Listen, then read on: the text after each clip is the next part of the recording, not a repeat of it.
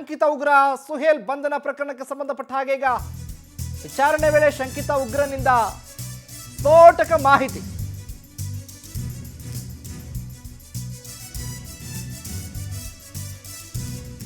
ಹರಿಹರ ಗ್ರಾಮಾಂತರ ಠಾಣೆಯಲ್ಲಿ ಸುಹೇಲ್ ವಿರುದ್ಧ ಎಫ್ಐಆರ್. ಫ್ಯಾಕ್ಟರಿಯಲ್ಲಿ ಪೇಂಟಿಂಗ್ ಕೆಲಸ ಮಾಡ್ತಾ ಇದ್ದ ಶಂಕಿತ ಉಗ್ರ ಸುಹೇಲ್. ರಾಣಾಭಾಯ್ ಹೆಸರಿನಲ್ಲಿ ಪಾಕ್ ಕೋಡ್ ಇರುವ ಬಗ್ಗೆ ರಾಮ ಮಂದಿರವನ್ನ ಸ್ಫೋಟಿಸುವ ಉದ್ದೇಶದ ವಿಚಾರ ಬಯಲಾಗಿದೆ.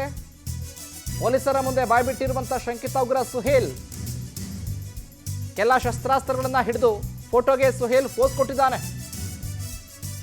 ಕೆಲ ಶಂಕಿತ ಗ್ರೂಪ್ಗಳ ಸದಸ್ಯನಾಗಿರುವ ಶಂಕಿತ ಉಗ್ರ ಸುಹೇಲ್.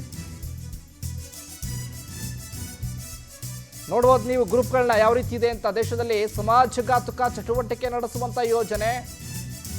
ವಿಚಾರಣೆ ವೇಳೆ ಶಂಕಿತ ಉಗ್ರನಿಂದ ಸ್ಫೋಟಕ ಮಾಹಿತಿ ಬಹಿರಂಗ ಆಗಿದೆ.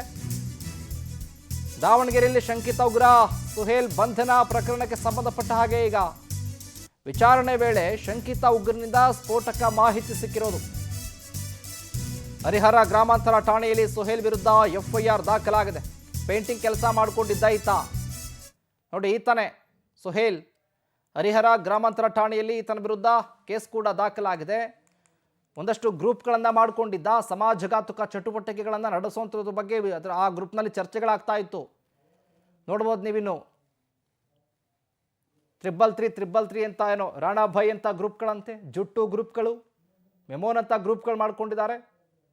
ವಿಚಾರಣೆ ವೇಳೆ ಶಂಕಿತ ಉಗ್ರ ಬಾಯ್ ಬಿಟ್ಟಿದ್ದಾನೆಲ್ಲವನ್ನ. ಸ್ಫೋಟಕ ಮಾಹಿತಿನ ಕೇಳಿ ಪೊಲೀಸ್ನವರು ಶಾಕ್ ಆಗಿದ್ದಾರೆ. ಇನ್ನು ರಾಮ ಮಂದಿರವನ್ನು ಕೂಡ ಬ್ಲಾಸ್ಟ್ ಮಾಡೋದಕ್ಕೆ ಪ್ಲಾನ್ ಕೂಡ ರೂಪಿಸಿದ್ರಂತೆ.